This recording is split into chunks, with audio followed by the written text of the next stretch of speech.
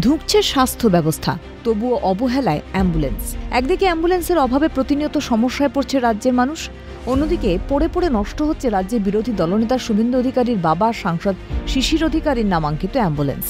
সবচেয়ে অবাক করার কথা, অ্যাম্বুলেন্সটি পঞ্চায়েত সমিতির অফিস চত্বরেই পড়ে রয়েছে অনাদরে। ঝোপ জঙ্গলের মাঝে পড়ে থেকে মরচে ধরেছে অ্যাম্বুলেন্সে। ছবিটা পূর্ব মেদিনীপুরে এগরা 2 নম্বর ব্লকে। সাধারণের পরিষেবা দেওয়ার জন্য যে অ্যাম্বুলেন্স, তাও আজ অযত্নে অনাদরে। কারণ হিসেবে উঠে এলো রাজনৈতিক প্রতিহিংসার ছবিটাই। আবারও প্রকাশ্যে বিভাজনের রাজনীতি। কি বলছেন সাংসদ শিশির অধিকারী, শুনবো। এগুলা টু আপনার চণ্ডীপুর এসব জায়গায় অ্যাম্বুলেন্স, এবং আমি শুনেছি কোনো কোনো জায়গায় অ্যাম্বুলেন্স বিক্রিও করে দিয়েছে আমাদের না জানিয়ে, গভর্নমেন্টকে না জানিয়ে। তো গভর্নমেন্ট প্রপার্টি, এমপি কোটার টাকা, ওটা অলরেডি আমরা দিয়েছিলাম, তাকে বিক্রিও কোথাও কোথাও করেছে। রাজ্যের বিরোধী দলনেতা তৃণমূল ছেড়ে বিজেপিতে যোগ দেওয়ার কারণেই নাকি সাংসদ তহবিলের প্রায় 9.5 লক্ষ টাকায় কেনা অ্যাম্বুলেন্স নষ্ট করেছে শাসক দলের নেতারা। বিস্ফোরক অভিযোগ স্থানীয় বিজেপি নেতৃত্বে।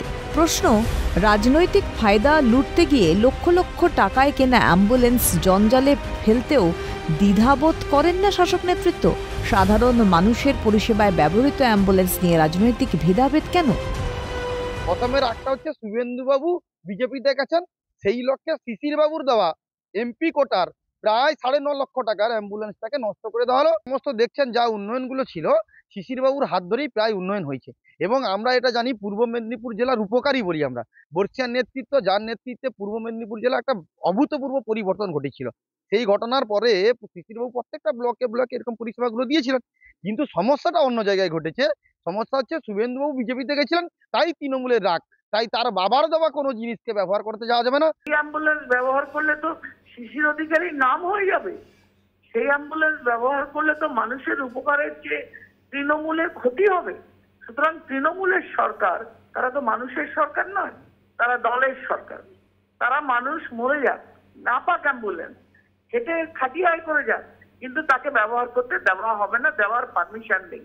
এইরকম একটা হীন মানসিকতা, নিচু মানসিকতা নিয়ে আজকে পশ্চিমবঙ্গ সরকারের স্বাস্থ্য ব্যবস্থা চলছে। যদিও সমস্ত অভিযোগ উড়িয়ে দিয়েছেন স্থানীয় তৃণমূল নেতৃত্ব।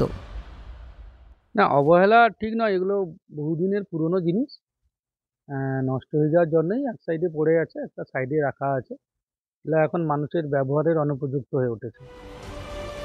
মাত্র কয়েক মাস আগের কথা, অ্যাম্বুলেন্সের চড়া ভাড়া দিতে না পারায় বৃদ্ধা মায়ের দেহ কাঁধে নিয়েই হাঁটতে হাঁটতে বাড়ির পথে রওনা হন তার ছেলে ও বৃদ্ধ স্বামী। এই ছবি জনসমক্ষে আসায় চর্চায় উঠেছিলেন স্বেচ্ছাসেবী সংস্থার কর্ণধার অঙ্কুর দাস। বাস্তব ছবি তুলে ধরে জেলও খাটতে হয়েছিল তাকে। তাছাড়া গত অক্টোবরে উত্তর 24 পরগনা বনগাঁ হাসপাতালে অনির্দিষ্টকালের জন্য অ্যাম্বুলেন্স পরিষেবা বন্ধ থাকায় চূড়ান্ত ভোগান্তির শিকার হতে হয় রোগী এবং রোগীর পরিবারকে। কিন্তু তারপরেও বদলায়নি ছবিটা। তারপরেও অনাদরে অবহেলায় আগাছায় ঢাকে অ্যাম্বুলেন্স। স্বাস্থ্য ব্যবস্থার পরিকাঠামো ক্রমেই যে ধ্বংসের মুখে, আরও একবার তা স্পষ্ট হলো।